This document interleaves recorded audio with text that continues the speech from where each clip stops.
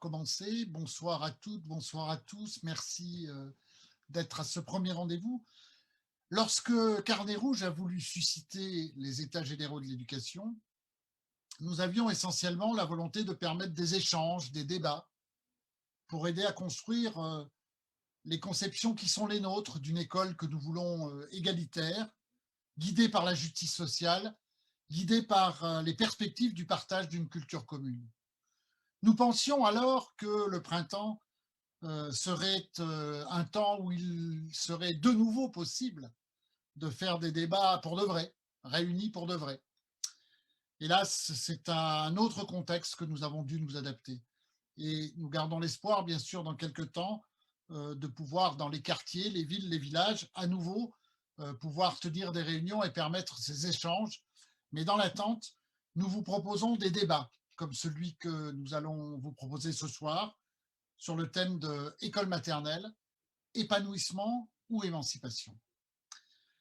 Émancipation et épanouissement, vous allez me dire, ça pourrait vous apparaître comme des formulations équivalentes qui désignent de la même manière les perspectives d'un développement, d'un progrès, qui engagent les élèves vers la réussite. Pourtant, derrière ces formulations, qui sont des perspectives, ce sont des perspectives très différentes qui se dessinent. Et par conséquent, des politiques scolaires distinctes, voire même peut-être antinomiques, qui doivent être mises en œuvre. Pour mieux comprendre cette opposition que nous avons voulu au cœur du débat de ce soir sur la maternelle, trois intervenants dont on peut dire qu'ils sont à la fois des connaisseurs et des militants de la maternelle. Tout d'abord, Véronique Boiron. Véronique Boiron a été, au début de sa carrière, institutrice en maternelle. Elle est devenue enseignante-chercheuse à l'INSPE d'Aquitaine et chercheuse au laboratoire épistémologie et didactique des disciplines de l'Université de Bordeaux. Merci Véronique d'être avec nous ce soir. Véronique a aussi été militante de la GEM. Elle a collaboré à plusieurs ouvrages sur l'apprentissage en maternelle. Elle a été membre du comité d'experts pour la rédaction des ressources et documents d'accompagnement du programme de l'école maternelle de 2015. Patrick Lamourou est aussi parmi nous ce soir. Patrick est professeur agrégé d'EPS. Il a été formateur en IUFM, conseiller pédagogique départemental. Il a coordonné plusieurs ouvrages sur l'éducation physique à la maternelle. Il a été membre du comité d'experts pour la rédaction du projet de programme de l'école maternelle de 2015 et coordonnateur des documents d'accompagnement pour le domaine agir, s'exprimer, comprendre à travers l'activité physique. Merci Patrick d'être avec nous ce soir. Et puis Christine Passerieux a été enseignante en maternelle, elle a été conseillère pédagogique, longtemps militante au GFEN, elle a dirigé plusieurs ouvrages sur l'apprentissage en maternelle et récemment un ouvrage sur la lecture. Elle a été membre du comité d'experts pour la rédaction du projet de programme de l'école maternelle 2015 et c'est aussi la rédactrice en chef de la revue Carnet Rouge, qui est donc la revue qui est à l'initiative de ces États généraux et notamment de ce débat de ce soir. Merci à toi aussi, Christine, d'être avec nous. Bon, on va rentrer tout de suite dans le vif du sujet. Je propose que nous démarrions avec toi, Patrick, si tu le veux bien. Très bien. Qu'est-ce que c'est qui fait quand même qu'aujourd'hui, le terme d'épanouissement revient si fréquemment quand on parle des élèves de maternelle? Alors, je pense qu'on peut dire que le terme épanouissement ou la notion d'épanouissement, c'est quelque chose d'un peu particulier à l'école maternelle. Ce n'est pas une notion nouvelle, mais ça s'inscrit actuellement dans un contexte assez particulier. Alors, je dirais que ce que nous allons faire ce soir, c'est plutôt d'en interroger le sens et surtout de mesurer quelle représentation gravite autour du mot, quelquefois même à notre insu, comme tu l'as laissé entendre au début, Paul. La démarche, finalement, peut sembler un peu saugrenue, parce que, au fond, qui est-ce qui peut être contre le fait que les enfants s'épanouissent à l'école maternelle ou qu'on cherche à épanouir les enfants dans cette école? Donc, on va essayer peut-être de dépasser le sens commun du mot parce qu'on est en train d'inscrire ce terme dans un contexte professionnel. D'ailleurs, en fait, on pourrait se poser la question de pourquoi on en parle spécifiquement pour les jeunes enfants. Pourquoi on ne dit pas à propos d'un élève de seconde ou de terminale que la mission du lycée est de viser à son épanouissement. Je pense qu'il faut porter vraiment attention aux mots qu'on emploie en ce moment parce que dans cette période où la novlangue en matière d'éducation est particulière, vous voyez, on est en confinement aéré en ce moment et, et je pense qu'il n'y a jamais eu autant de défiance envers le ministère que depuis qu'il a parlé d'école de la confiance. Alors, pour entrer dans le sujet, peut-être que la première hypothèse, c'est que le mot épanouissement est utilisé souvent comme rempart aux agressions que reçoit l'école maternelle de manière récurrente. Rempart contre ce qu'on a appelé la primarisation de l'école maternelle, c'est-à-dire l'idée qu'on transforme en particulier la grande section en une préparation à un CP. En fait, quand on parle de primarisation, il s'agit surtout d'une transformation en un mauvais CP parce qu'il y a énormément d'enseignants de CP qui font un formidable travail qui n'est pas du tout de cet ordre-là. Rempart aussi contre l'introduction ou l'imposition d'apprentissage prématuré ou jugé prématuré, ce qui a bien sûr un fondement certain, puisque ces tentatives existent et elles ne font que ressurgir fréquemment.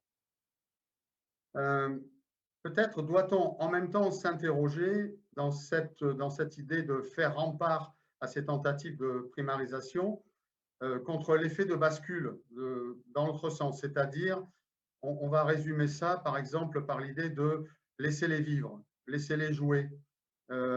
Ces enfants apprennent bien tout seuls pourvu qu'on les mette dans un milieu riche et stimulant. Ou bien une position qui serait résumée par c'est trop tôt, il faut attendre. Attendons, les choses sérieuses vont commencer plus tard. Plus tard, ça veut dire souvent au CP.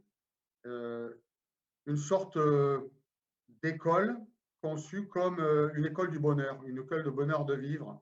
Autour de l'idée d'épanouissement, il y a cette idée-là. Et l'idée d'une école qui serait une sorte de sas, un sas protecteur vers un autre monde scolaire. Je pense que cette question est réellement à approfondir et à remettre en cause. La deuxième hypothèse pour laquelle l'idée d'épanouissement est souvent utilisée pour les jeunes enfants, c'est que c'est vrai que les enfants apprennent apparemment tout seuls un certain nombre de choses. Ils acquièrent un certain nombre de compétences d'une manière autonome dans la petite enfance. Cette période de la petite enfance est une période de formidable bouleversement. Il y a un écart considérable, pour ne pas dire un abîme, entre un enfant de petite section en début d'année et un enfant de grande section en fin d'année. C'est aussi ça, une caractéristique très particulière de l'enseignement à la maternelle. Il y a 3 ans d'écart, comme dans les autres cycles, et pourtant, il y a des écarts réellement considérables entre les acquisitions des enfants. Les enfants apprennent, par exemple, à marcher autour de 1 an avec de grandes variabilités entre ces enfants, sans que personne ne leur enseigne la marche autour de 1 an. Et tout le monde a bien compris que les tirer par les cheveux pour les faire se tenir plus droit plus tôt, en fait, n'est pas très efficace. De la même manière, ils rentrent dans le langage d'une manière très particulière, assez fascinante, puisque quand on imagine ce qu'ils doivent extraire comme un variant dans le langage, alors qu'ils sont vraiment tout petits, c'est quelque chose qui peut interpeller et qui peut laisser penser que quelque chose pousse tout seul, d'une certaine manière. Les sociétés sans école nous montrent que les petits humains construisent, à condition qu'ils soient dans un contexte social, un contexte familial, qu'ils soient entourés d'adultes, qu'ils soient en interaction avec des pairs, ils construisent l'entrée dans leur langue maternelle. Il n'y a pas d'adulte qui ne parle pas, au final, sa langue maternelle, alors que la langue maternelle, dans les familles, ne s'enseigne pas. Cet aspect de l'apprentissage des jeunes enfants a été appelée par André Tricot, par exemple, connaissance primaire, c'est-à-dire ces apprentissages de l'ordre de l'auto-adaptatif qui se déroulent à l'insu de l'enfant, sans effort apparent et sans enseignement systématique. La question qui nous est posée est de savoir si ceci est le cœur de notre métier, donc le cœur de la mission de l'école. En d'autres termes, si nous accompagnons bien évidemment les enfants dans la stabilisation et le développement de ces connaissances primaires, est-ce que ceci est le cœur de notre mission, puisque de l'autre côté nous pourrons dire l'autre côté des apprentissages, c'est les apprentissages secondaires, c'est-à-dire ceux qui sont tels que ils sont caractérisés par le fait qu'il n'est pas possible à l'être humain de les construire sans enseignement spécifique, sans une focalisation de l'attention, sans effort, parce que ce sont des apprentissages coûteux. Je pense par exemple à l'entrée dans l'écrit, à la construction du nombre. Et j'oserais dire sans professionnels de l'enseignement, si on vise à ce que ces connaissances soient construites par toutes et tous, par tous les enfants, et dans tous les contextes familiaux. Voilà ce que je pourrais dire sur une entrée en matière sur la question d'épanouissement en maternelle.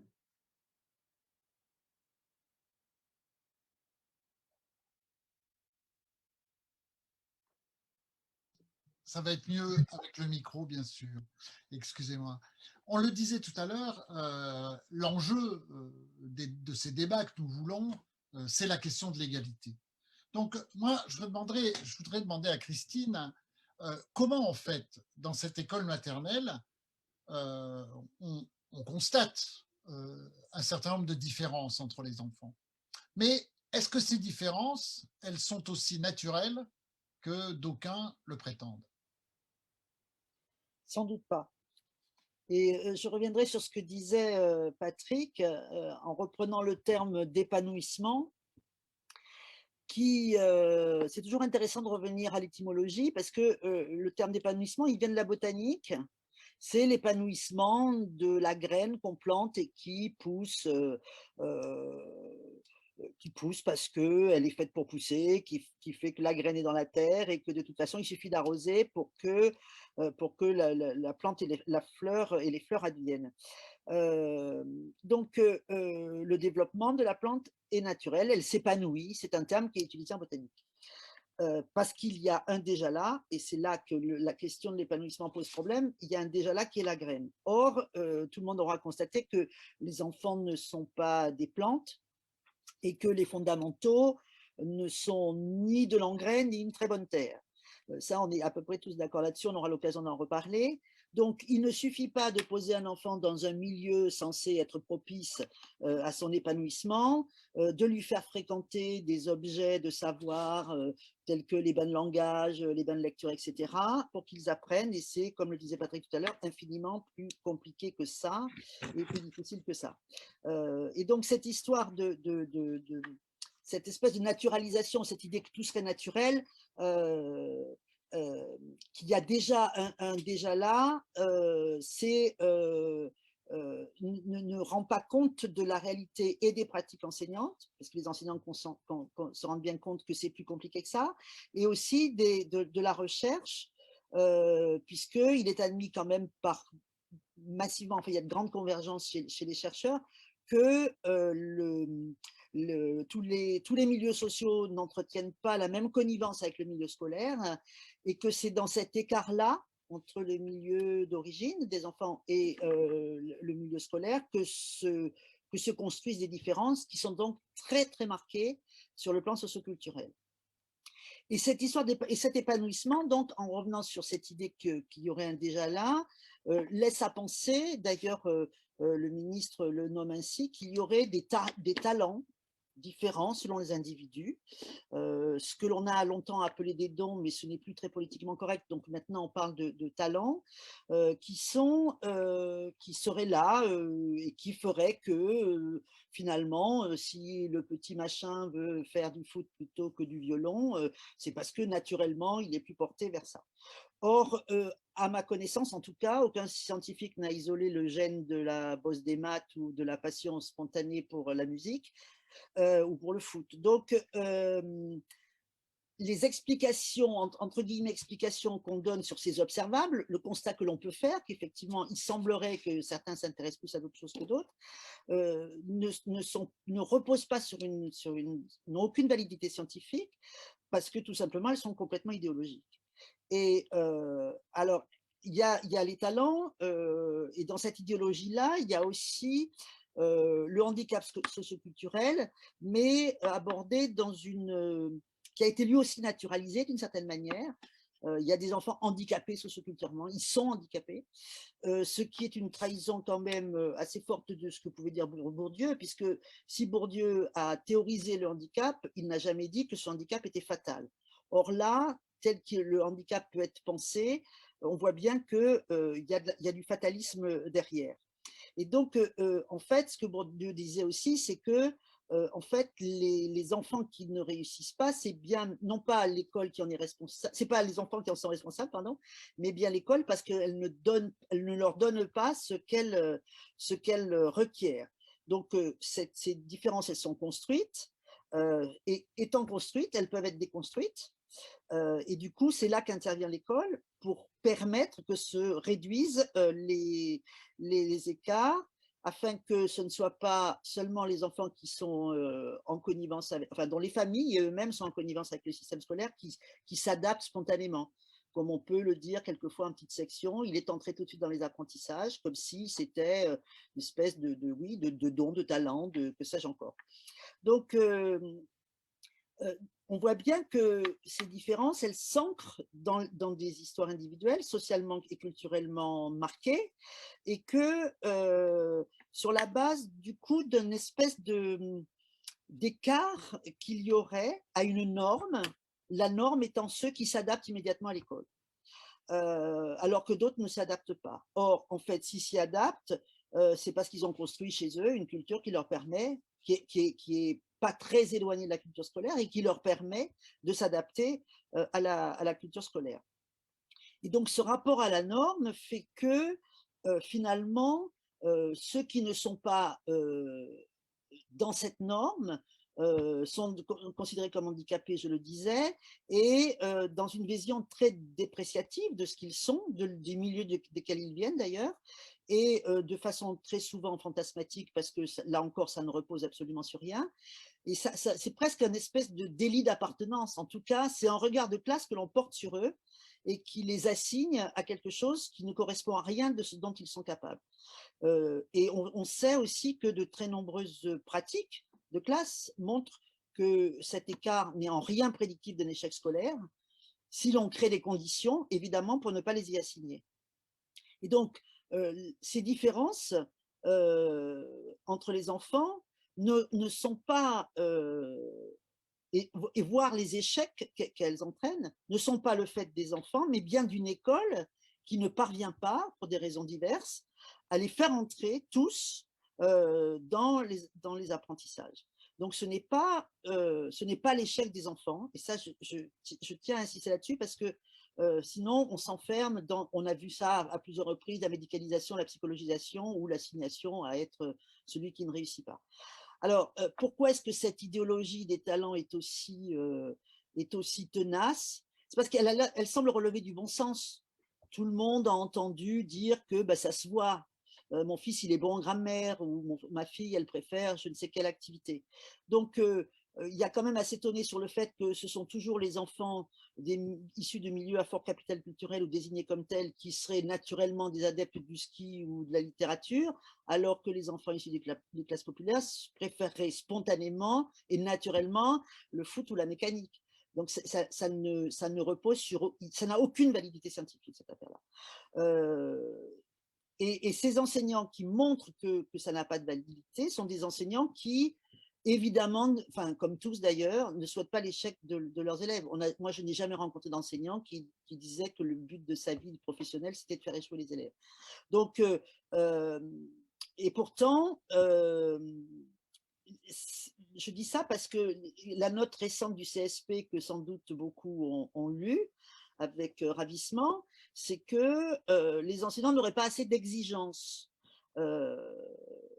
Ce qui est quand même assez ahurissant parce que ils ne sont plus formés du tout, ils subissent des injonctions qui ne leur permettent pas d'exercer leur métier convenablement, ils suivent des prescriptions de dites bonnes méthodes, mais qui n'ont jamais fait la preuve du fait qu'elles soient meilleures, et qui voient leur métier transformé. Donc, cette histoire de différence, pour conclure, c'est vraiment une construction idéologique qui n'a pas de validité, qui n'a pas de support. Quand même, il faut rappeler que l'école, elle a pour mission d'accueillir tous les enfants, et non pas ceux qui sont capables de s'adapter tout de suite. Enfin, c'est sa mission. Et que ce qu'elle a à faire du coup, l'école, c'est de faire en sorte que les enfants puissent vivre sereinement la transition entre le milieu d'origine et le milieu scolaire, en découvrant des pratiques qui vont leur permettre de transformer leurs habitudes, leur manière de faire et leur manière de dire.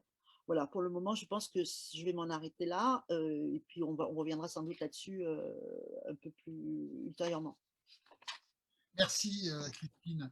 Alors, au fur et à mesure des interventions, n'hésitez pas à mettre des commentaires dans Facebook, soit en disant ce que vous souhaitez dire, ou soit en posant des questions à destination des intervenants. Si vous le souhaitez, évidemment, nous leur relayerons ces questions. Merci d'avance. Véronique, il y a aujourd'hui sur la maternelle, il y a évidemment, Christine le disait à l'instant, il y a une espèce d'obsession à ce que les enfants aillent très très vite vers des apprentissages instrumentaux, et l'allusion qui était faite par Christine sur des perspectives d'évolution des programmes est de ce point de vue-là effectivement très inquiétante. À l'inverse de ça, il y a quand même aujourd'hui une immense majorité des didacticiens, des pédagogues de la maternelle qui veulent continuer à défendre qu'un élément central de la maternelle, c'est que l'élève puisse y faire l'expérience de la culture de l'écrit. Est-ce que tu pourrais nous dire, en fait, qu'est-ce que ça veut dire, faire l'expérience de la culture de l'écrit, et en quoi tu fais partie des gens qui défendent cela comme un des enjeux fondamentaux de la maternelle? Pourquoi? Effectivement, l'école maternelle française a pour mission essentielle de faire entrer tous les enfants qu'elle accueille, de les faire entrer dans l'écrit. Si on s'appuie sur ce qu'a mentionné Patrick tout à l'heure, c'est-à-dire que la quasi-totalité des enfants apprend à parler, apprend le langage oral au sein de sa famille, dans l'environnement proche. En revanche, toutes les recherches nous montrent que l'entrée dans l'écrit relève, elle, d'actes d'enseignement très forts, d'actes d'enseignement programmés, progressifs. Du côté des élèves, entrer dans l'écrit, ça représente aussi des enjeux très forts parce que pour eux, c'est littéralement opérer une révolution cognitive. C'est-à-dire qu'à partir du moment où les enfants entrent dans l'écrit, ils ne vont plus voir le monde de la même manière. Ils vont voir le monde autrement, l'appréhender autrement, le comprendre différemment. Parce que l'écrit requiert de mettre à distance le monde, de repenser les relations pratiques, les relations directes aux objets du monde, les relations directes aux autres que l'on a, et les relations aux expériences du monde d'une manière pragmatique. Donc en fait, en entrant dans l'écrit, dans la culture de l'écrit, ce sont vraiment de nouveaux modes de penser, de réfléchir, de comprendre, de communiquer, mais aussi d'apprendre, bien sûr, et de s'informer que l'entrée dans l'écrit suppose. Alors, de fait, entrer dans l'écrit, c'est construire de nouveaux modes de relation au monde et de nouvelles manières d'être au monde. Et donc ça, les enseignants de maternelle, ils commencent ce travail, ils mettent les enfants sur ce chemin, mais il n'y a pas de raison d'aller vite. Et puis, il faut se donner des priorités. Et je vais essayer de redire, comme on dit Patrick et Christine, que je suis moi aussi comme eux désolée par les directives actuelles et ce que contient la note du CSP. Parce qu'en fait, ce qui me paraît essentiel, c'est que dès le début de l'école maternelle, les enseignants sollicitent à propos de l'écrit des expériences de pensée qui sont totalement inédites pour un grand nombre d'enfants. Ces expériences de pensée consistent en s'intéressant à l'écrit il va falloir comprendre ce fonctionnement de l'écrit. Alors, bien sûr, on peut dire qu'il faut comprendre le principe alphabétique, les lettres, leurs valeurs sonores, leurs formes graphiques, qui peuvent se modifier en fonction des lettres qui les entourent. Mais en maternelle, l'enjeu fondamental, c'est surtout d'entrer dans la dimension symbolique de l'écrit. C'est-à-dire de comprendre que c'est un code partagé, qui a du sens, qui fait sens pour tous. Et apprendre à lire et à écrire en maternelle, ce n'est pas apprendre d'abord et avant tout le nom et les valeurs sonores des lettres, les lettres de l'alphabet, c'est comprendre ce fonctionnement du code, sa dimension symbolique. Et du coup, il me semble que l'émancipation sociale, intellectuelle et culturelle qu'elle sous-tend, les enfants s'en emparent. Apprendre à lire et à écrire en maternelle, c'est d'abord comprendre que c'est, me semble-t-il, accueillir, se donner, s'apprendre la liberté de s'informer, de rêver, de réfléchir à travers les textes écrits par les autres et pour les autres. Parce que je crois qu'elle est bien là, la grande aventure de l'école maternelle.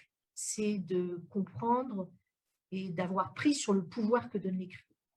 C'est-à-dire non seulement savoir lire et écrire, mais comprendre que la personne qui a écrit ce qu'on peut lire n'est plus là, c'est pas quelqu'un qu'on connaît. C'est être capable de s'informer, c'est apprendre à s'ouvrir sur un monde infini, que ce monde soit passé, présent ou futur. Et ce qui est frappant aussi avec l'écrit, c'est que l'écrit donne la possibilité à chacun de démultiplier à l'infini les expériences du monde. C'est-à-dire qu'un enfant peut comprendre dans les livres, mais c'est le cas aussi des films, ce que c'est que faire un cauchemar alors que ça ne lui est jamais arrivé. Un autre enfant peut vivre l'expérience de la montagne alors qu'il n'a jamais voyagé en dehors de son quartier. Et c'est ça que permet l'écrit, cette culture de l'écrit.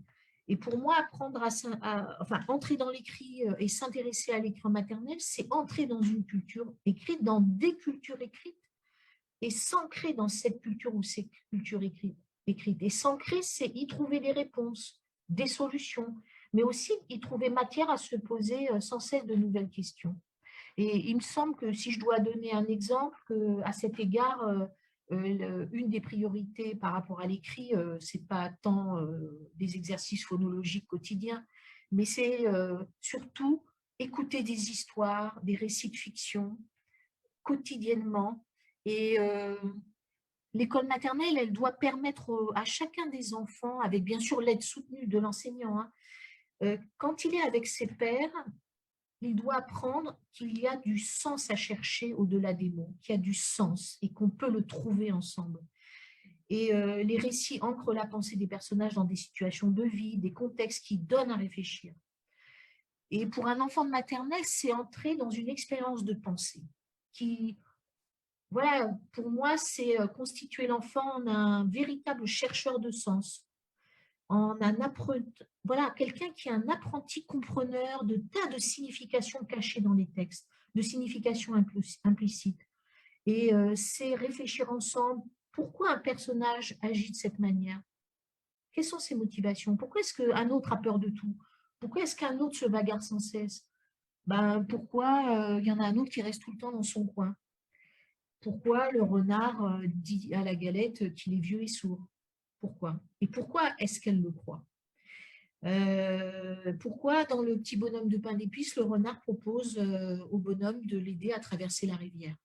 Alors, c'est pas tant pour dire encore, comme le disent encore beaucoup d'élèves de CE1, qu'il est gentil, le renard. C'est bien comprendre qu'il faut faire sienne cette expérience de vie qui est aussi une expérience de pensée qui consiste à comprendre ce qu'il a dans la tête, le renard, quand il dit ça.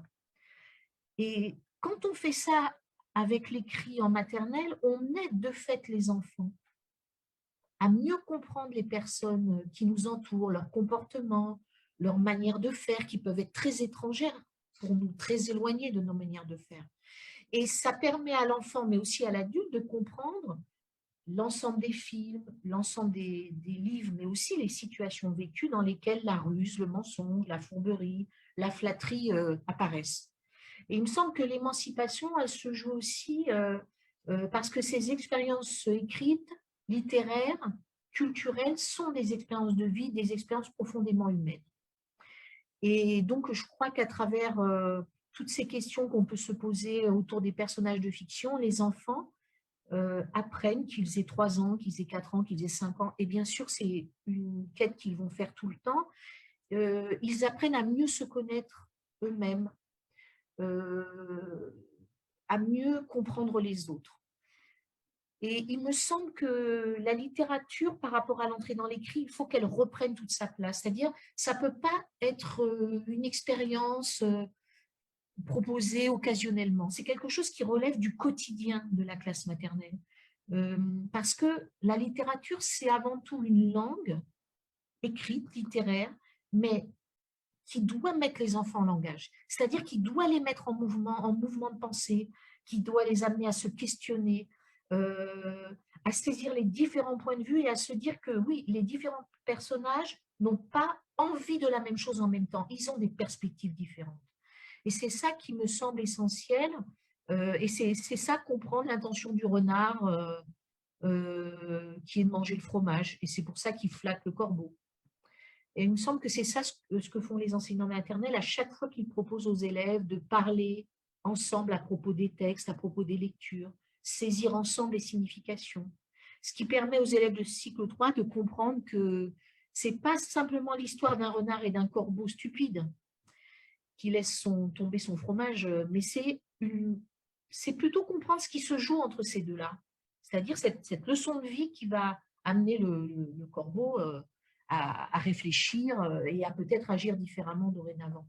Donc c'est bien ça, l'entrée dans l'écrit, c'est aussi considérer les gens qui ont écrit, ce qu'on lit d'eux, quand on leur écrit, eh bien tout ça, on se constitue en alter ego. Et donc l'émancipation, elle se joue bien au sein de la classe avec les enseignants dans ces activités de langage pour débusquer le sens, rechercher le sens dans ce qui est dit, mais aussi dans ce qui n'est pas, dans ce qui est tu par les personnages, et aussi par rapport à ce qu'ils font. Donc pour moi, c'est l'émancipation en maternelle liée à l'écrit, elle relève de cette quête intellectuelle, affective, profondément humaine. Et je pense que tous ici, ce soir, on se désole de voir que les priorités ministérielles actuelles, par exemple, elles demandent que les enfants apprennent le vocabulaire, alors qu'on peut se dire que seul le contexte donne du sens aux mots. Elles demandent d'apprendre le nom des lettres de l'alphabet, alors que c'est la compréhension du code symbolique qui prime. Et puis, elle demande aux élèves de traiter des correspondances entre les lettres et les sons, alors que c'est l'activité d'écriture régulière qui doit permettre aux élèves, enfin, qui permet aux élèves de questionner ces relations entre les lettres et les sons et surtout de construire le lien avec la lecture. Donc, en fait, moi, ce qui me semble fondamental, c'est de donner aux enfants la possibilité d'activités cognitives de haut niveau. Et qui, par exemple, dans le cas de l'écriture, consiste à écrire pour dire quelque chose à quelqu'un, mais qui doivent aussi permettre à l'élève de maternelle d'expérimenter le fait que le message écrit sera lu et produira des effets sur la personne qui le lit. Et donc, c'est aller bien au-delà. Alors, je vais conclure juste sur la question du vocabulaire, parce qu'elle est quand même omniprésente. Enfin, ça relève même d'une obsession chez les décideurs actuels. Parce qu'on demande aux enseignants d'enseigner le vocabulaire quasiment comme moi, j'ai pu l'apprendre, donc quand même, ça fait très longtemps. Et il me semble que du côté des enfants, la manière dont les décideurs proposent qu'ils apprennent le vocabulaire, cette manière, elle méconnaît totalement la manière dont un enfant apprend à parler. Les jeunes enfants, ils apprennent plusieurs mots nouveaux par jour. Et en fait, ce qui fait qu'ils apprennent plusieurs mots nouveaux par jour, c'est que ça apparaît dans des contextes qui les concernent affectivement. Et ils les apprennent parce que les adultes sont là pour les reformuler plusieurs fois et les mobiliser dans des activités différentes. Et c'est là où le processus de mémorisation se met au travail pour que les mots soient compris et utilisés ultérieurement. Et jamais la mémoire ne retient un mot dans un seul contexte, jamais.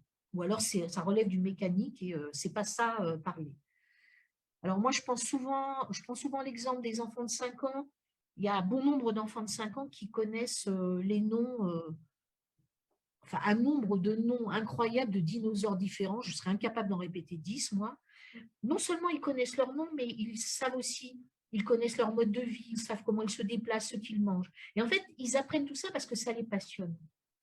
Et donc, bon, ben voilà ce que je voulais juste finir en disant que non, le vocabulaire, ça ne prend pas dans des leçons. Ben, les enfants de maternelle, ils méritent bien mieux que ça et en même temps, leurs enseignants avec. Voilà, donc ce que je pouvais dire, Paul, sur cette affaire-là. Merci Véronique. Et alors évidemment, dans un contexte où la question de la formation des enseignants est très très souvent un objet de débat, moi ce que je retiens quand même de ce que tu as dit, c'est que ce qui étaient les clés de l'activité de l'enseignant, alors c'était tout d'abord le sens même des raisons pour lesquelles on proposait aux élèves cette acculturation vers l'écrit, hein, et que là on est quand même très très loin effectivement comment dire, de la technocratie qui est aujourd'hui en train de vouloir être imposée dans des exercices ultra répétitifs de relations graphophonologiques, ce qui par ailleurs ne veut pas forcément dire que cette activité n'a pas son intérêt, mais la manière avec laquelle elle s'impose aujourd'hui, etc. Et puis l'autre chose que tu as dit qui est extrêmement importante, c'est que sous une apparence un peu d'activité usuelle, raconter des histoires, ça paraît être une activité commune à tout le monde, sauf que tu nous as bien montré que la manière avec laquelle elle existait à l'école maternelle était totalement imprégnée d'intention didactique, de volonté didactique. Et donc, à nouveau, évidemment, ce que tu dis dit en creux l'importance qu'il y a à former les enseignants, et que malheureusement, comme on le sait, ce n'est pas tout à fait le choix politique qui est fait aujourd'hui que d'investir dans la formation des enseignants, dans les perspectives que tu as développées. Malheureusement, ce n'est pas tout à fait vers là qu'on est en train d'évoluer. Mais je retiens de ce que tu as dit un véritable éloge d'une conception de l'enseignement comme une activité de haute expertise professionnelle et notamment didactique, à une époque où certains voudraient transformer les enseignants en techniciens, applicateurs de stratégies et de méthodes. Tout à fait. Patrick, aujourd'hui, en fait, il y a souvent quand même dans le discours qui est tenu par notre institution, il y a souvent l'idée qu'en fait, justement, pour pouvoir mieux répondre aux besoins des enfants des classes populaires, et si on se recentrait sur l'essentiel, et si on se recentrait sur ce qu'il convient désormais d'appeler les fondamentaux.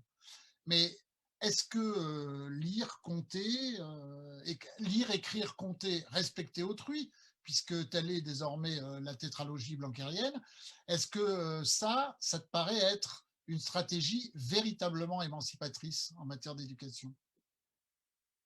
Je ne crois pas, non. Je ne crois pas qu'on puisse résumer l'école à partir de ces 4 mots, lire, écrire, compter, en remarquant que respecter autrui, qui est une espèce d'injonction à la civilité, est quand même assez loin de nos ambitions concernant la citoyenneté, par exemple. C'est vraiment une expression vraiment très courte, hein. La tendance n'est pas nouvelle, elle revient, elle aussi, c'est un débat qui est récurrent. Je pense que l'importance et la complexité qu'a signalé Véronique sur l'entrée dans l'écrit, ou si on pense par exemple à la construction du nombre, qui là aussi est une conquête qui doit faire l'objet d'un enseignement vraiment systématique, hein. Ça ne se construit pas tout seul dans la tête des enfants. Ça ne doit pas nous faire oublier, c'est assez d'actualité, le caractère fondamental de ce qui est supposé non essentiel. Je veux dire les arts, je pense par exemple, je pense à l'éducation physique, comme vecteur d'une émancipation et comme point d'entrée dans une culture. Christine a parlé de la récente note d'analyse qui a été produite par le Conseil supérieur des programmes, et je trouve que c'est un bon indicateur. Une critique qui est censée porter sur le programme de 2015, une critique qui est malhonnête de mon point de vue, parce qu'elle procède d'amalgame, indiscutablement mal écrite, et dont les auteurs ne sont en aucune façon, je pense, des spécialistes de l'école maternelle. Mais en résumé, pour ceux qui ne l'ont pas lu, elle balaye en gros tout ce qui ne relève pas des français et des maths. D'un revers de manche, l'école se trouve résumée à ce qui est supposé être fondamental. Comme si le programme de 2015 se limitait d'une certaine manière à ces deux champs. Alors, je ne dis pas que le programme de 2015 est parfait, loin de là, mais il opérait un certain type de changement, notamment pour les champs d'apprentissage que la note du CSP évacue. Si on se remet un petit peu en arrière, par exemple, pour la question de l'éducation physique, en 2002 et en 2008, on avait un intitulé de domaine d'apprentissage qui était identique, agir et s'exprimer avec son corps. En 2015, le programme prévoit un intitulé qui semble proche, mais qui est vraiment différent. Agir, s'exprimer, comprendre à travers l'activité physique. Et le vocable comprendre qui est arrivé, c'est exactement la même chose pour les activités artistiques. Agir, s'exprimer, comprendre à travers les activités artistiques. Comprendre, c'est-à-dire s'engager dans un processus d'interrogation du monde. Essayer d'engager les enfants dans une question fondamentale. En fait, ce monde peut être questionné, il peut être intelligible, on peut y trouver de l'ordre, on peut agir dessus, puisque ce chemin qu'ils engagent avec les autres vise à construire des pouvoirs d'agir. Donc, on est bien loin d'un simple faire, si vous voulez. Parce qu'on entend souvent, dans ce domaine, la question des apprentissages moteurs, il faut faire beaucoup. Il faut manipuler, il faut agir, quoi. On est bien loin d'un simple faire, auquel ces domaines sont souvent cantonnés dans les représentations communes, auxquelles je fais remarquer que le ministère contribue à aller dans le même sens au travers du pauvre slogan « bouger 30 minutes par jour », comme si la question était juste de bouger. L'éducation physique, ça serait bouger. Alors, c'est d'autant plus aigu cette question parce que ces domaines d'apprentissage sont souvent considérés comme relevant du plaisir, du loisir. Hein. Dans la vie de l'adulte, à part les personnes qui sont professionnelles d'un domaine sportif, les autres, ça relève du loisir. Donc, quelque part, de l'accessoire, parfois de l'exutoire. Une fois qu'on a été assis très longtemps, enfin, il y a un besoin pour les enfants de sortir dans la cour de récréation. Enfin, on sait tous bien, et les enseignants le savent bien, que faire, ce n'est pas seulement faire, c'est penser pour faire, c'est tout autant faire pour penser. C'est-à-dire que ce qui est en jeu, ce n'est pas simplement des enfants actifs, c'est des enfants cognitivement actifs. Et ça, ce n'est pas contradictoire, mais c'est très différent. D'autant que si on y réfléchit un tout petit peu, ce qui se passe dans ces domaines d'apprentissage, je vais en donner quelques exemples, ça peut relever d'opérations cognitives de très haut niveau pour un jeune enfant. Imaginez en jeu collectif. On est dans un jeu de chat et de souris, quelle que soit l'organisation, et je ne vais pas décrire l'exemple. Mais ce qui est en jeu, ce n'est pas simplement courir, ce n'est pas simplement attraper une souris ou éviter un chat. C'est décider, c'est anticiper, c'est prendre des informations, c'est organiser sa course, ses trajectoires en fonction de ses intentions, c'est décider avec les autres de stratégie, par exemple. Il suffit de leur poser comme question aux enfants de maternelle pour savoir quel est leur avis sur le fait que les chats n'attrapent aucune souris. Est-ce que ces enfants ont une idée qui pourrait rendre le jeu un peu plus facile pour les chats, puisque les chats aimeraient bien attraper quelques souris? Ça veut dire s'engager sur une réflexion sur la règle. Une règle qui n'est pas imposée du haut, une règle qui est quelque chose qui est de l'ordre de la négociation, sur lequel, au travers du langage, au travers de la mobilisation de la pensée, on peut agir sur des rapports de force, mais aussi sur tout simplement le plaisir qu'on prend ensemble. Donc, je pense qu'il est important de réaffirmer que l'école maternelle a pour fonction de permettre l'entrée de tous les enfants dans tout ce qui relève de la culture humaine. Il n'est pas simplement question de tel ou tel domaine parce qu'il est supposé être plus fondamental. Et ces domaines en font évidemment partie intégrante. Ils sont évidemment de l'ordre d'une construction culturelle. Je dirais que c'est d'autant plus aigu qu'ils ne sont pas perçus comme tels par les familles parfois et quelquefois par les enseignants eux-mêmes dans certains cas. Ce n'est pas une évidence partagée, cette question-là. Bien au contraire, parce que l'enfant joue au ballon, il grimpe, il saute. Et il le fait dans plein d'autres contextes. Il le fait en bas de son immeuble, il le fait dans son jardin, et il le fait dans un centre aéré, il le fait avec ses parents comme avec ses camarades. Mais à l'école, ce qu'il s'agit bien de réaffirmer, c'est que l'enjeu est extrêmement différent. Comme l'a dit Véronique, l'école maternelle a pour fonction de mettre à distance les expériences de manière à ce qu'ils puissent être l'objet d'une focalisation, d'une attention conjointe, qu'il puisse être l'objet de négociations, l'objet d'une analyse à la portée, bien sûr, de l'âge des enfants, l'objet d'un questionnement. Et c'est précisément ça qui relève d'autre chose que d'un épanouissement, mais d'une émancipation, puisqu'on est en train réellement de s'engager vers quelque chose qui est une quête de la compréhension au service de plus grand pouvoir d'agir, bien entendu, de plus grand plaisir aussi.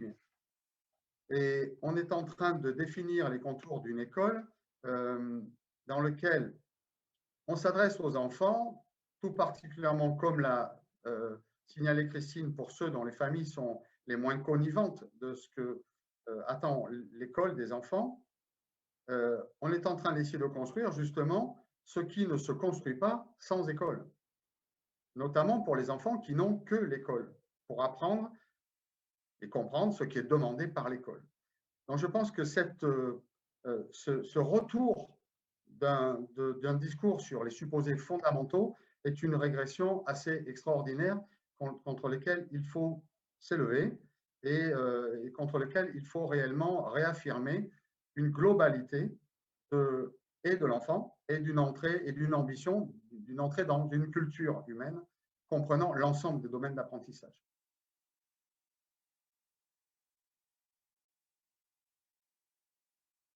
Il faut que tu rallumes.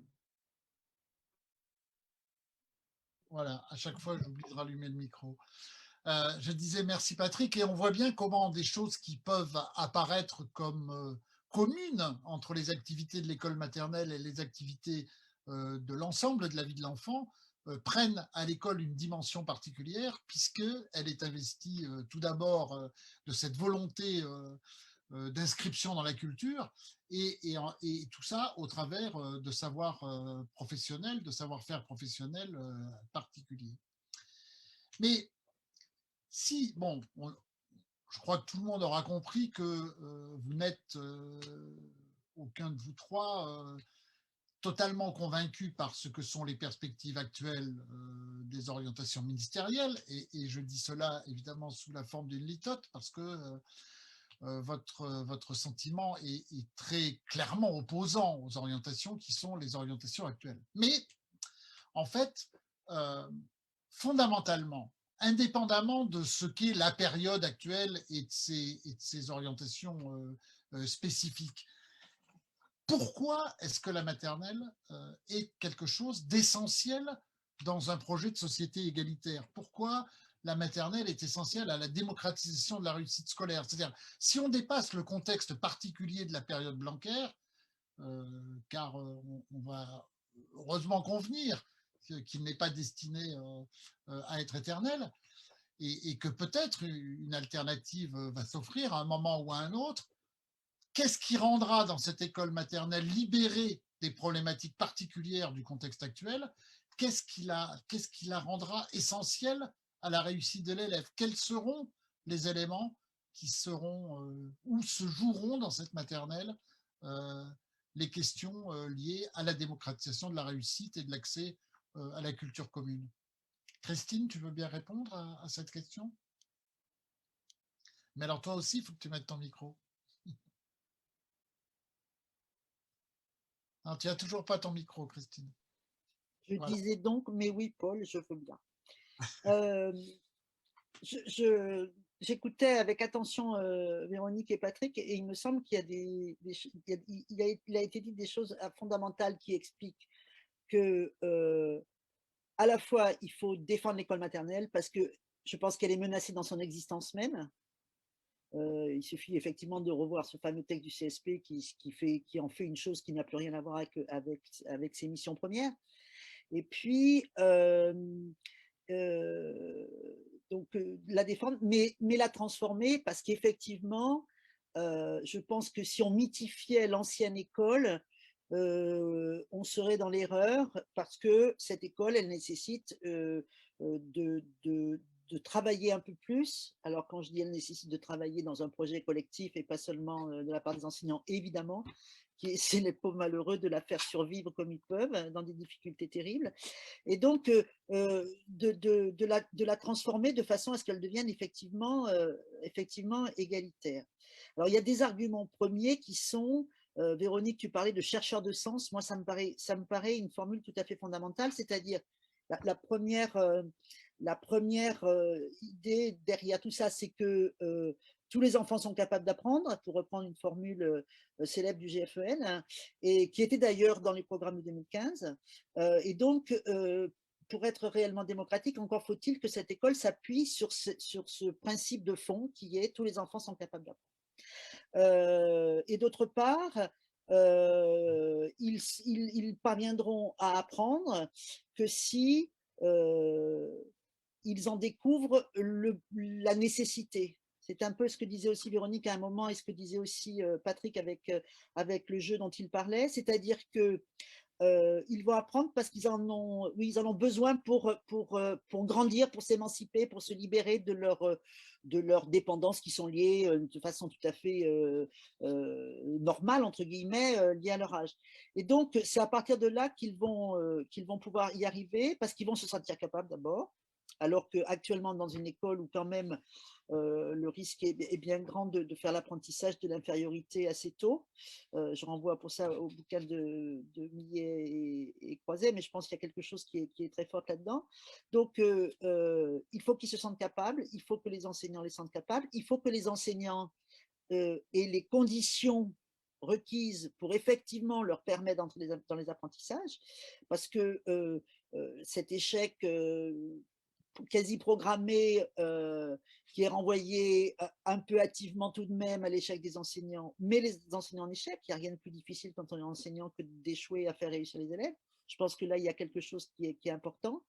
Et il y aurait surtout à se dire que c'est à cette école, enfin pourquoi c'est important sur le plan d'une pensée, d'une réflexion démocratique sur l'école, c'est effectivement ce qui a été dit précédemment, c'est que seule l'école est en mesure d'apporter les conditions pour que tous les enfants, d'où qu'ils viennent, entrent dans les apprentissages. Et elle doit le faire dans une vision culturelle des apprentissages. J'ai l'impression de répéter ce qui a déjà été dit, mais bon, peut-être que il me faut moi enfoncer le clou. Que ces questions-là soient au fondement, quoi.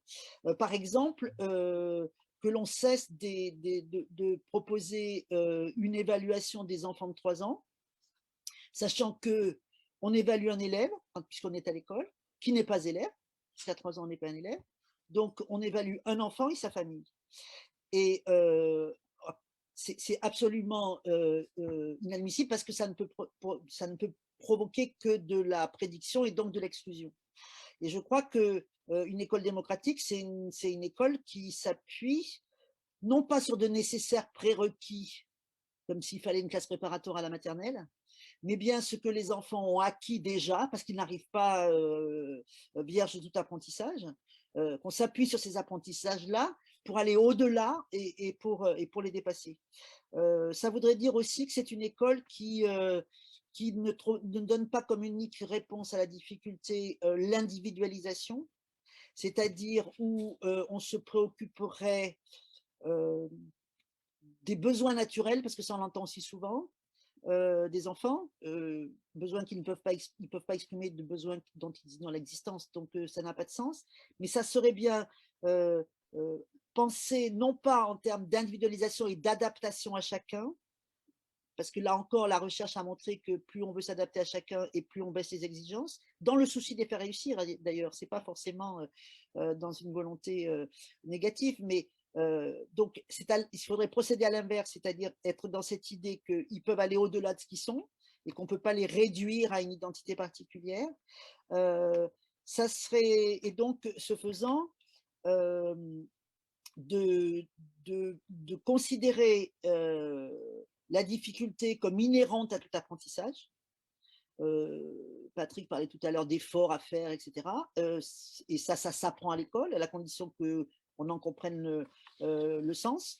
Et donc, que ces enfants ne soient pas d'emblée considérés comme enfants à problème, mais bien comme enfants étant dans un processus d'apprentissage qui nécessite du temps, qui nécessite des avancées, des régressions aussi. L'apprentissage n'est jamais linéaire.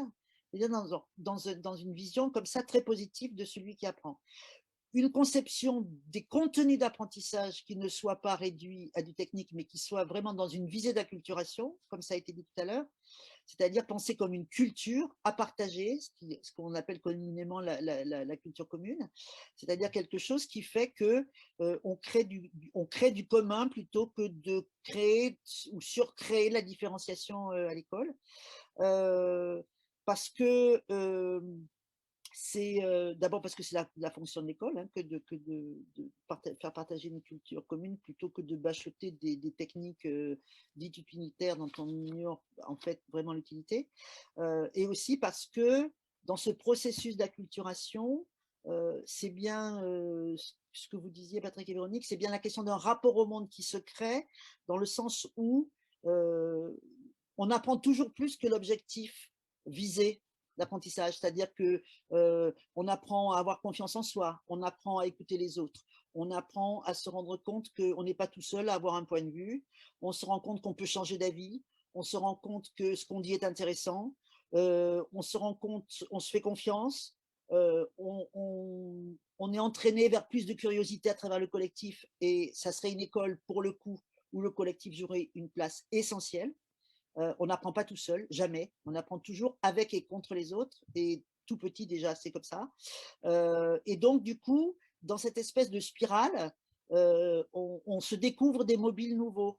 C'est-à-dire qu'on peut rentrer dans un récit parce qu'il y a une galette, un renard, je ne sais pas quoi. Puis à un moment, une fois que effectivement le travail dont parlait Véronique se construit, on peut se dire qu'on va aller fouiller un peu plus loin et qu'on va peut-être aller regarder, et donc trouver un autre mobile pour aller regarder un autre livre, et on va peut-être ainsi se découvrir une culture littéraire, ou une culture sportive, ou une culture mathématique, ou une culture qui font que les mobiles augmentent au fur et à mesure qu'on a des apprentissages, c'est-à-dire que plus on apprend et plus on a envie d'apprendre, surtout quand on découvre à quel point c'est agréable, ça provoque du plaisir et du pouvoir d'agir.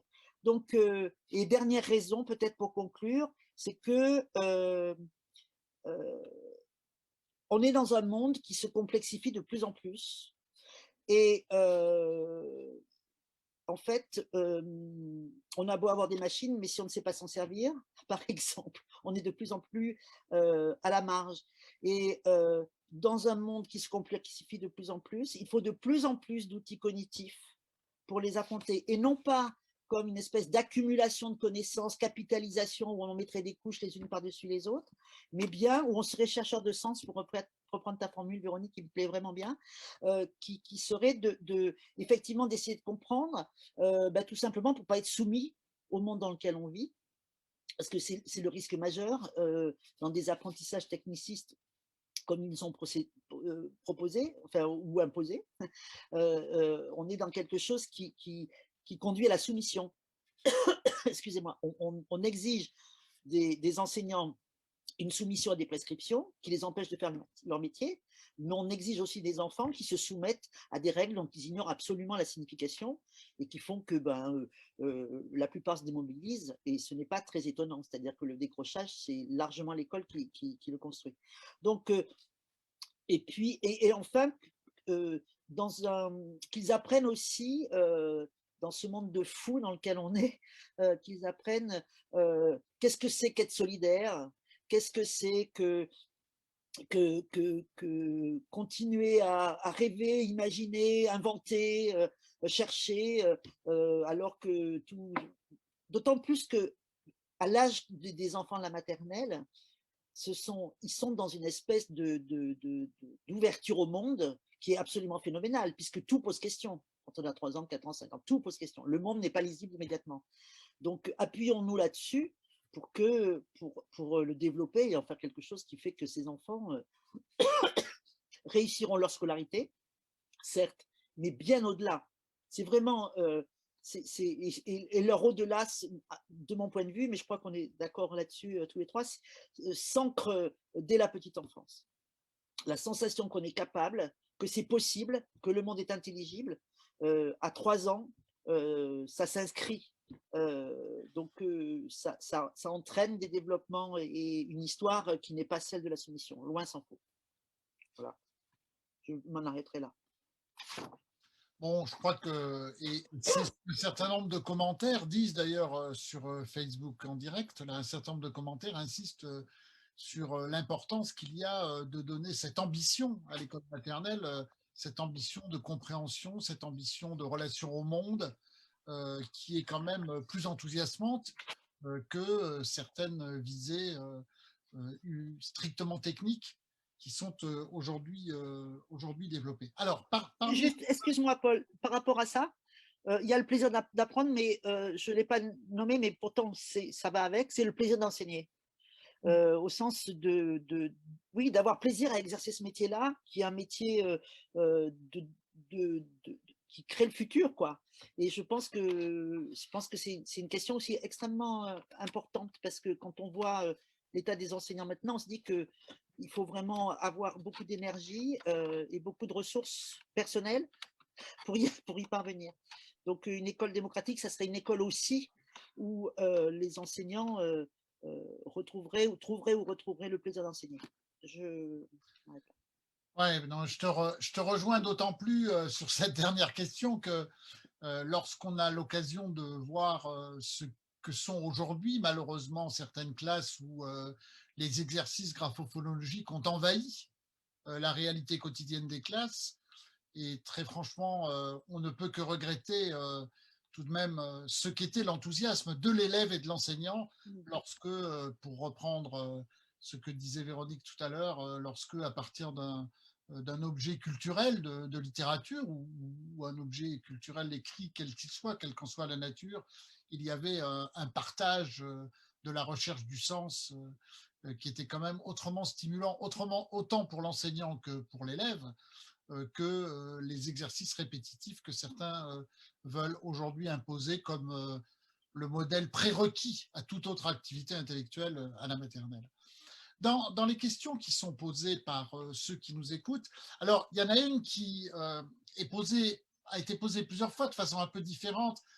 Allez, je crois avec une petite pointe d'ironie de la part de certains, qui en gros de nous dire, mais alors les programmes de 2005, c'est vraiment les programmes de l'émancipation. De 2015. Pardon, de 2015, c'est vraiment les programmes de l'émancipation. Donc je crois qu'il y avait une petite pointe d'ironie dans la question. Et que peut-être certains pourraient penser aujourd'hui que les craintes que nous avons vis-à-vis des programmes qui pourraient arriver dans les mois à venir nous font tout d'un coup avoir une affection pour les programmes 2015 qui serait peut-être exagérée. Votre avis les unes et les autres là-dessus? Moi, je veux bien répondre, c'est-à-dire que effectivement, ce qui arrive ne peut qu'inquiéter. Ne serait-ce qu'il n'est même plus question de programme. Enfin, si, ça s'appelle des programmes, mais il n'y a plus d'école maternelle. Donc, dans ce qui se profile là. Donc déjà, il faut, ce que je disais tout à l'heure, c'est défendre et transformer l'école maternelle.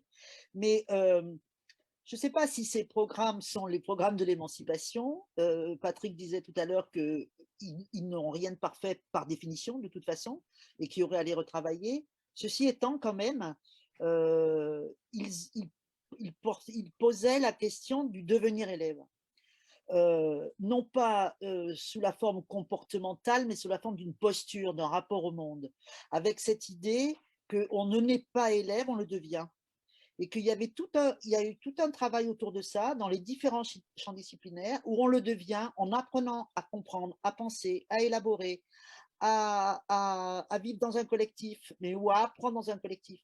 Donc, en ce sens-là, de mon point de vue, avec en plus des outils qui étaient peut-être plus adaptés après pour les mettre en œuvre, je trouve que c'est vraiment pas les plus mauvais programmes qu'on ait eus, voire les meilleurs. Et d'ailleurs, enfin, je dis pas ça parce que j'y ai participé seulement, mais ils ont été quand même plutôt fort bien accueillis dans la profession enseignante. Et moi, j'ai eu des échos que j'ai trouvé intéressants où des gens m'ont dit que dans leur école, c'était la première fois qu'on discutait autant sur les questions de fond. Et donc, on était, en ce sens, ça pourrait répondre oui à la question que tu posais, c'est-à-dire qu'effectivement, mais à quoi ça sert cette école maternelle finalement? À quoi ça sert au-delà de l'éternel alignement des différents domaines? C'était bien penser les enfants comme sujets, pensants, chercheurs de sens, pour revenir à ça, etc. Donc oui, moi je pense que c'était des... Enfin, voilà, il faudrait retravailler. Il y a des choses qui ne sont pas satisfaisantes, il y a des ambiguïtés, etc. Ceci étant, quand même, voilà, je trouve qu'ils ont, de mon point de vue, ils ont fait une rupture par rapport au programme précédent. Oui, je voudrais. Alors, apparemment, Attends, il y avait Paul, il y avait Patrick. Je voudrais rajouter quelque chose, si c'est possible, Paul, sur ça, c'est-à-dire, même si nous avons, à différents titres, nous avons participé, comme tu l'as dit au départ, à la rédaction du projet de programme, d'accord? On n'a pas rédigé le programme. C'est à un moment donné, le Conseil supérieur des programmes a remis sa copie au ministre et c'est lui qui a arbitré. Et il y a effectivement des différences entre ce qui avait été donné comme projet de programme et le programme.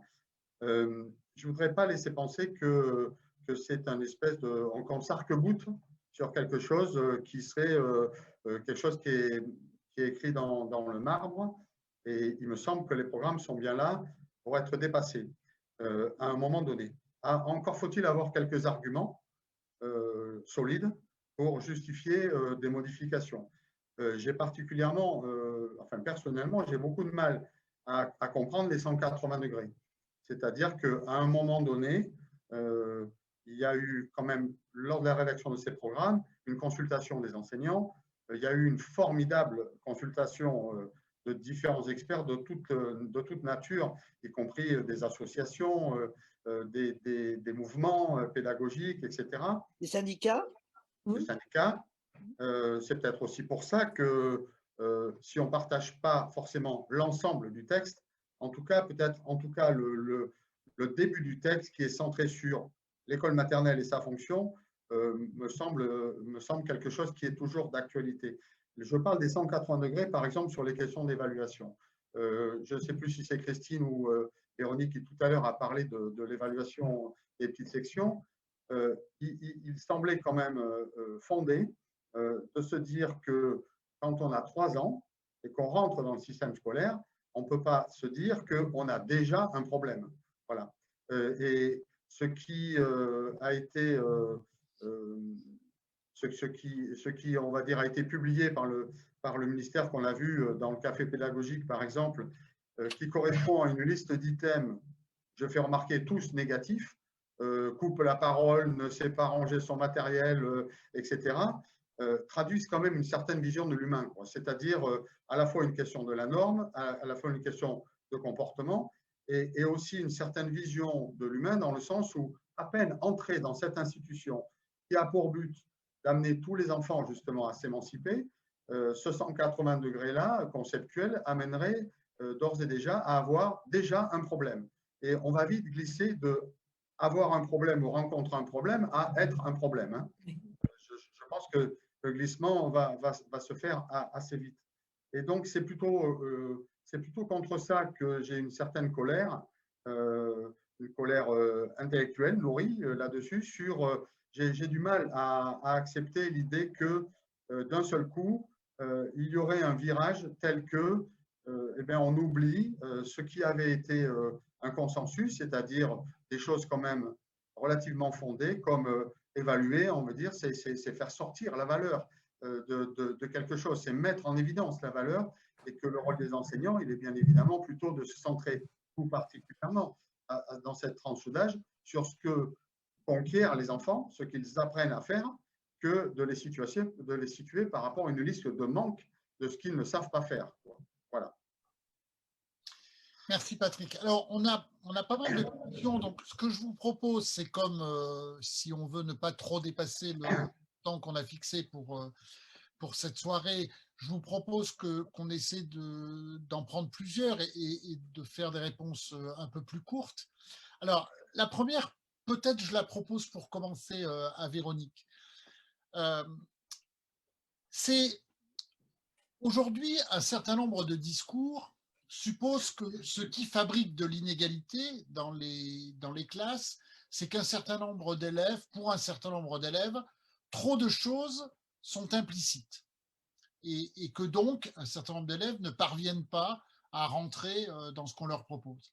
Mais, nous dit la personne qui pose cette question, j'ai aussi le sentiment que si on va vers quelque chose qui passe son temps à expliciter, on pourrait s'éloigner aussi des enjeux culturels fondamentaux de ce qui est enseigné. Donc, comment on trouve les équilibres là entre quelque chose qui évite que des élèves soient exclus faute d'avoir les codes, mais qui fasse que l'école aussi, ça ne soit pas passer son temps à expliquer les propres codes de l'école, si je peux dire. Oui, c'est une question très complexe, passionnante. Moi, je pense, voilà, on discute, mais que dès qu'il y a quelque chose qui est cognitivement lourd, c'est-à-dire qui est cognitivement complexe, là, ça vaut la peine d'expliciter. C'est-à-dire que ça vaut la peine d'expliquer pourquoi c'est là, à quoi ça sert. Et surtout, je crois que ça vaut la peine que les enseignants rendent leurs propres pensées explicites. C'est-à-dire qu'ils disent eux-mêmes ce qu'ils en pensent, qu'ils disent eux-mêmes ce qu'ils savent par rapport à ça. Parce que, voilà, on a beaucoup parlé tous les trois de l'enfant comme un être extrêmement intelligent, qui se pose beaucoup de questions sur le monde, un être qui pense sans arrêt. Mais pour un enfant, c'est aussi compliqué pour un enfant de 3 ans, de 4 ans de penser. On ne peut pas le laisser dans ce désert cognitif sans lui donner des moyens et non pas de se montrer comme modèle, mais de lui montrer ce que c'est penser.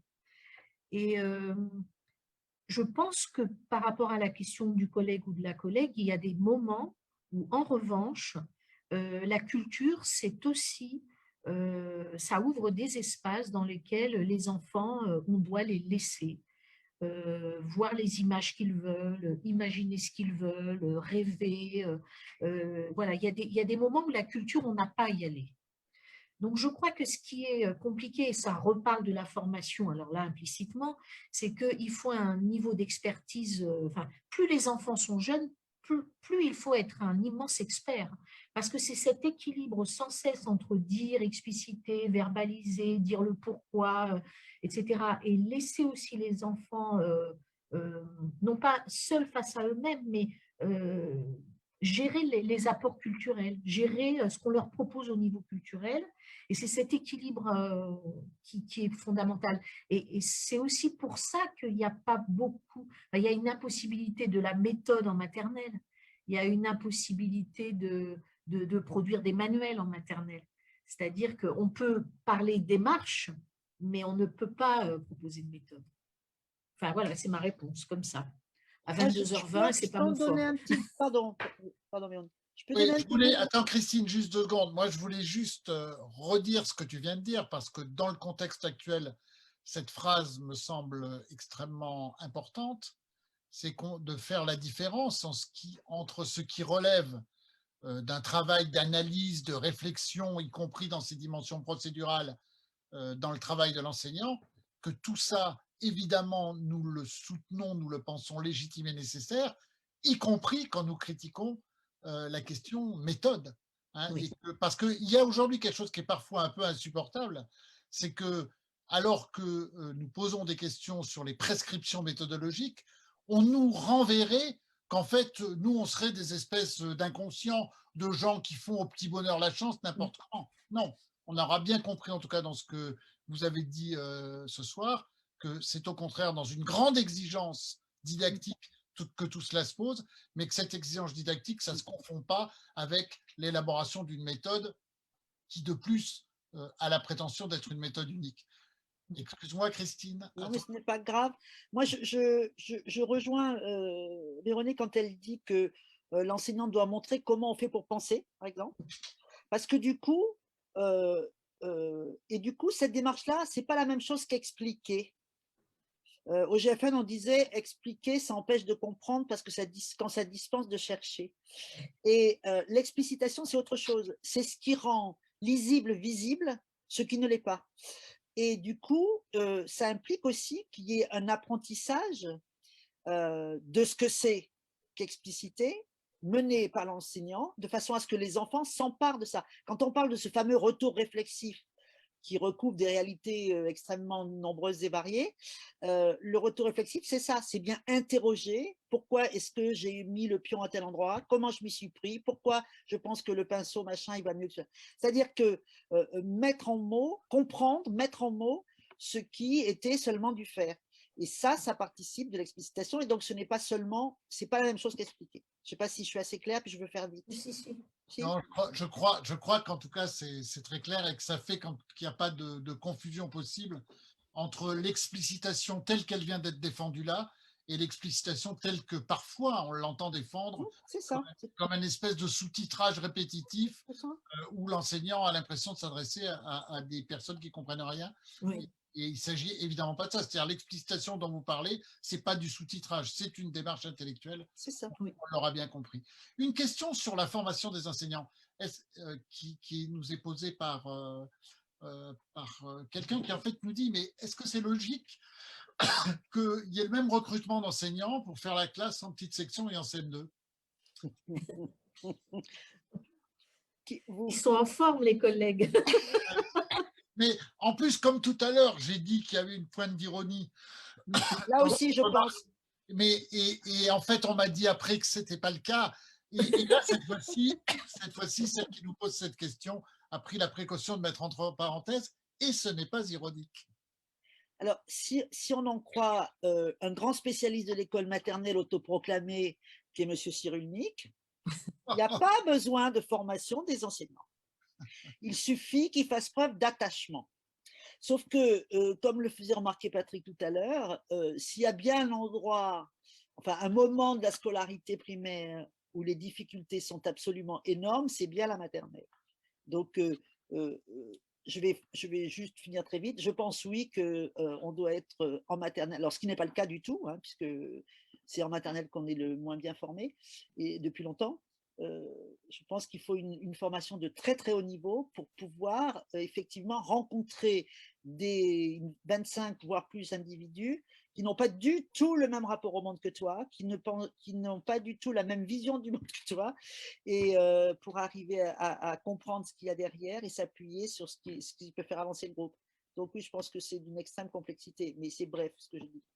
Je sais pas qui, Patrick, Véronique, vous voulez…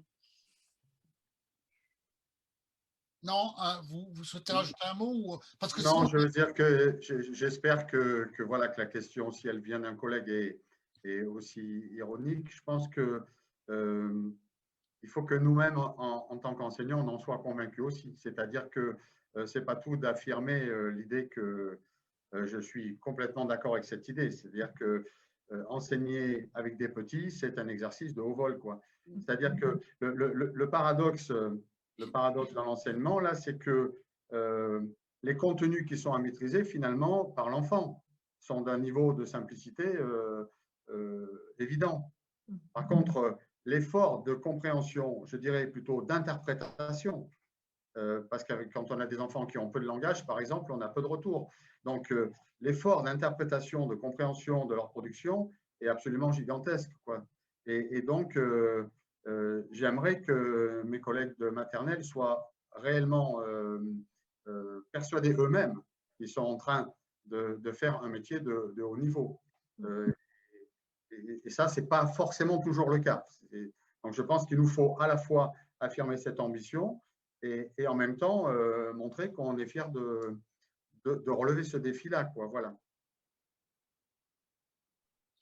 Bon, avec une enseignante de maternelle, apparemment avec ironie, envoie un petit message en disant « Les pourvoyeuses de couches vous remercient ». Tout le monde aura compris qu'il s'agissait effectivement, qu'il s'est agi de la manière avec laquelle, il y a quelques années déjà, un ministre avait dit effectivement qu'il ne pensait pas tout à fait comme toi sur la question de la compétence, Patrick. Oui.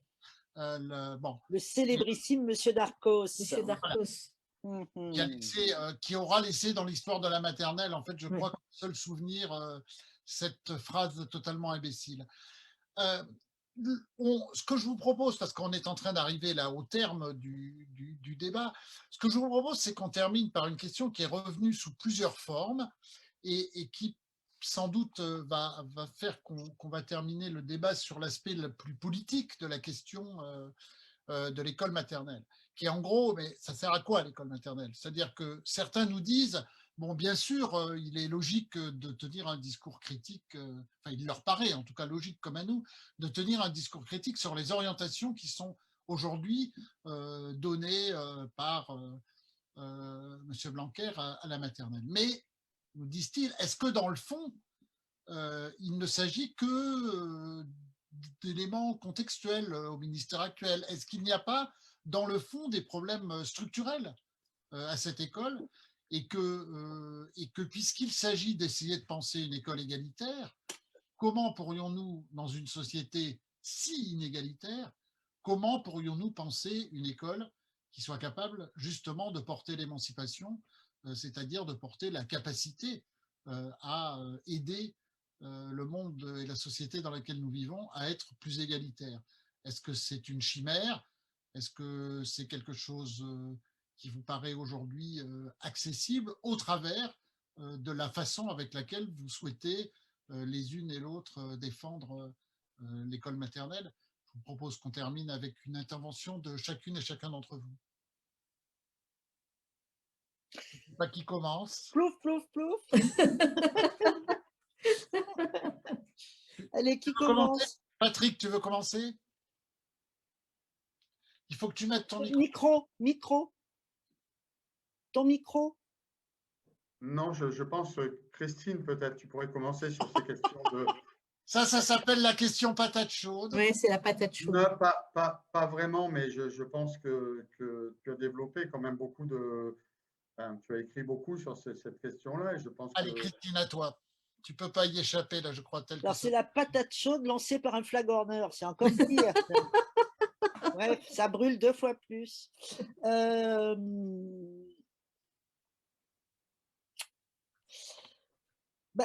pense que la question, c'est ce que j'entends de ce que tu me dis, c'est est-ce qu'il pourrait, il y a peut-être 2 questions. Est-ce qu'il pourrait y avoir une école égalitaire dans une société qui ne l'est pas? Première question. Et ma réponse, c'est qu'effectivement, si l'école ne peut pas régler l'ensemble des questions de société, elle peut participer à former des gens un peu moins abrutis que ce que souhaite actuellement le ministère, enfin, dans des clivages sociaux très, très, très forts. Donc, la première chose. Et je crois que c'est bien parce que dès leur entrée dans la vie sociale hors famille,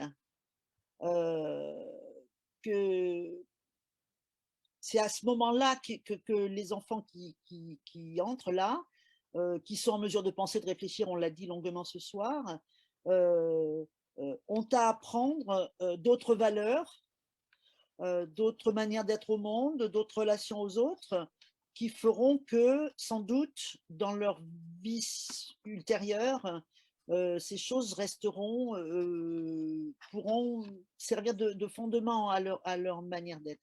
Parce que l'école maternelle, certes, elle prépare à la suite, mais elle prépare bien au-delà de la suite.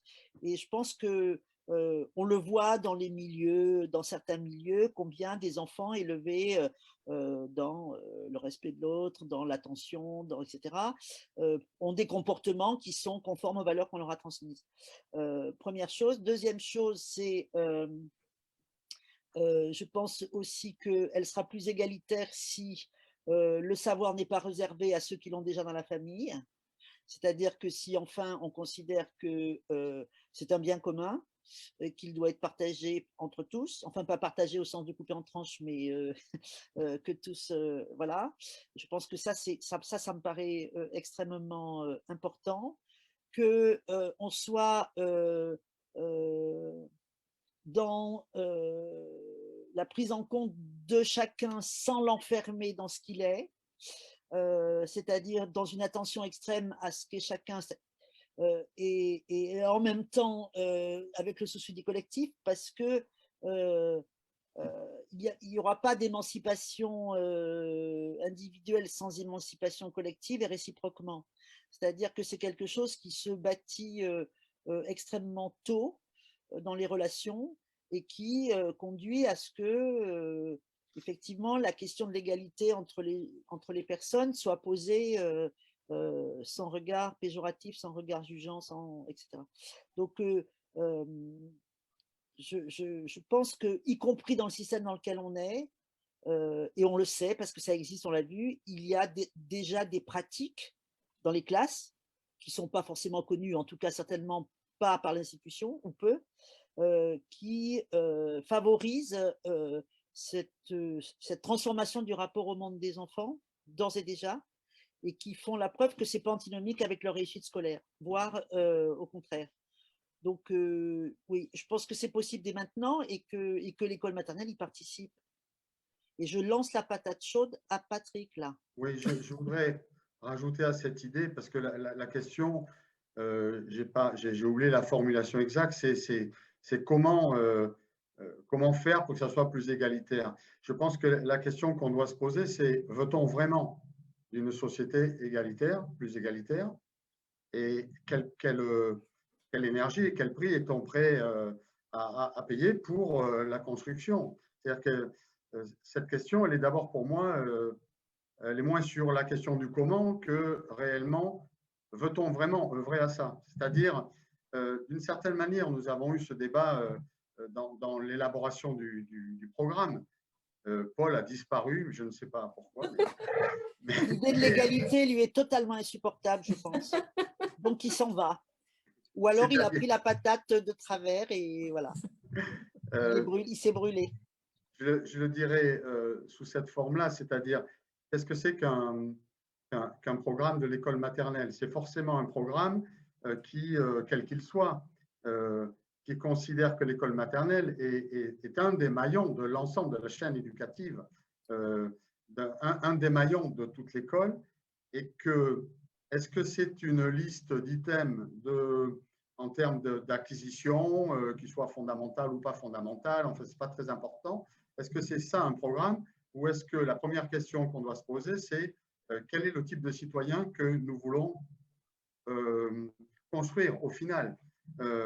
Est-ce que c'est un citoyen, par exemple, qui sera capable d'être solidaire, d'être coopératif? Est-ce quelqu'un qui sera capable de débattre, c'est-à-dire de s'engager aussi dans la controverse? Quelqu'un qui sera capable de parler de sa propre parole, mais qui sera aussi capable de douter, qui sera capable de changer de position? Voilà, c'est cette clarification sociétale qu'il faut d'abord poser avant de se poser la question de savoir comment on peut faire. Et donc, pour moi, quelque part, quelle que soit l'évolution du programme de 2015, hein, il deviendra peut-être autre chose. Il faut forcément qu'il s'articule avec un projet de société. Et il ne peut pas faire autrement, de mon point de vue. C'est-à-dire de se poser la question de la fonction de l'école maternelle et des missions de l'école maternelle, c'est s'inscrire dans un projet de société. Sans ça, je pense qu'on est forcément, disons, qu'on tourne en rond, quoi. On peut débattre de points didactiques qui sont très importants quand on enseigne, savoir s'il faut procéder de telle manière ou de telle autre manière. Et ça, c'est aussi les travaux de la recherche qui nous amènent à changer de point de vue par rapport à ça. Mais en toile de fond, il faut se poser la question d'un projet de société.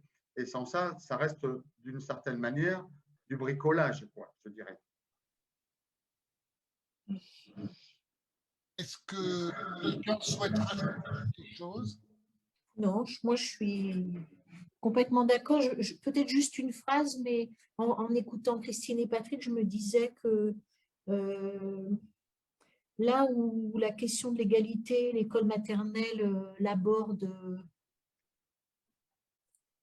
sans faire défaut, me semble-t-il, c'est quand elle propose, quand elle est dans la dimension culturelle.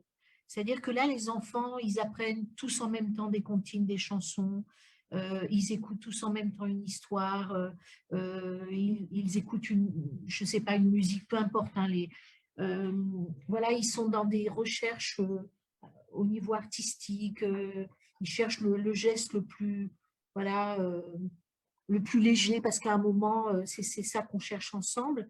Et là, il me semble que les enfants, ils sont appréhendés comme étant tous égaux les uns les autres. C'est pas pour le dire, pour finir cucul la praline, mais il me semble que quand il y a de la culture, la question des inégalités, elle est moins saillante et voilà, c'est l'élément que j'ai ajouté.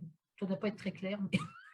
Oui, en particulier quand elle est partagée, cette Oui. culture dont tu parles, et qui ne conduit pas à un nivellement, mais au contraire qui permet à chacun de se développer comme un sujet singulier. C'est-à-dire que c'est ça la difficulté aussi sans doute, mais il n'est pas question qu'ils soient tous pareils dans une espèce de formatage, ce qui est en train de se préparer d'ailleurs, sauf que c'est pas à ça que ça va aboutir, bien sûr. Il y aura toujours des inégalités, mais dans quelque chose elle sera égalitaire, cette école, si elle permet à tous d'entrer dans les apprentissages et à chacun de trouver son propre chemin avec les autres, parce que ça se fera avec les autres. Et ça, pour moi, c'est là que je te rejoins, Véronique, je trouve que c'est quelque chose d'assez fondamental, quoi. Il ne s'agit pas de fabriquer des robots, et il ne s'agit pas non plus de se dire qu'il y a des maîtres et des esclaves. Donc, je crois qu'il y a vraiment ces deux points à tenir très fort, quoi. Et parce que toujours l'individuel et le collectif, si on accepte de les faire se confronter, sont producteurs d'autre chose que soi-même. C'est-à-dire que chacun devient plus que lui-même et le collectif devient plus que l'addition de toutes ces personnes-là. Et ça crée, je pense, de l'égalité. Bien, ben, merci à tous ceux qui nous ont suivis donc, sur Facebook. Et qu'on n'a pas vu, c'est dur ça, de pas les voir. Oui, bon, bientôt, on retrouvera des conditions qui nous permettront d'être dans des contacts plus directs.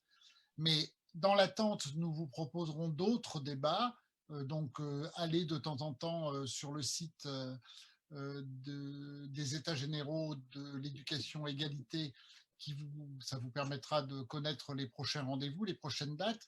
Vous l'avez compris, nous n'avons pas la prétention de fournir quelque programme précis que ce soit, quelque solution absolue que ce soit. Nous n'avons aucune certitude méthodologique à vous proposer. Par contre, il y a quelque chose dont on a fait notre projet commun, c'est celui de penser que pour faire avancer l'école, il faut qu'ensemble, on débatte, on réfléchisse, on discute des conditions pour qu'elle soit davantage une école de l'égalité et qu'elle puisse ainsi porter ce qu'elle souhaite porter en matière de valeurs démocratiques et de volonté de réussite de toutes et de tous. Et merci de l'ensemble des petits commentaires que vous avez adressés tout au long de la soirée qui sont plutôt encourageants pour nous. Donc, on va continuer. À très bientôt. Et puis, dans l'attente, vous le savez, ces débats ont été à l'initiative, c'est Carnet Rouge qui était à l'initiative de ces débats. Donc, je ne peux que vous inviter à consulter aussi le site de Carnet Rouge. Et le dernier numéro de Carnet Rouge est consacré à Lucien Sève et en matière d'avoir tenu des propos sur la question de l'égalité. Le premier qui a dit avec force les dons n'existent pas et qui a ouvert donc la porte d'une réflexion qui nous empêchait de penser que les inégalités s'inscrivaient dans des inégalités naturelles, mais donc de dire que l'inégalité et la lutte contre l'inégalité relevaient d'un choix politique. C'est lui qui sans doute a été un des premiers à le dire et nous le disons avec lui et nous le disons dans ce numéro donc d'hommage que les Cahiers Rouges lui ont consacré récemment. C'est en ligne, c'est gratuit, vous pouvez donc lire, télécharger autant que vous voulez. Merci à toutes. Et il y a dans ce numéro de Carnet Rouge le texte initial de 1964 qui n'était plus édité, qu'on ne trouvait plus. Donc, on peut revenir aux sources de ce qu'il a avancé, Sèvres, quand il a écrit que les dons n'existaient pas, ce qui a été une révolution dans des idées, voilà. Oui. Les dons n'existent pas. Et donc, effectivement, moi aussi, je vous invite à lire ce texte qui est magnifique. Merci à toutes et à tous et à très bientôt. Au revoir. Merci. Au revoir, merci à vous.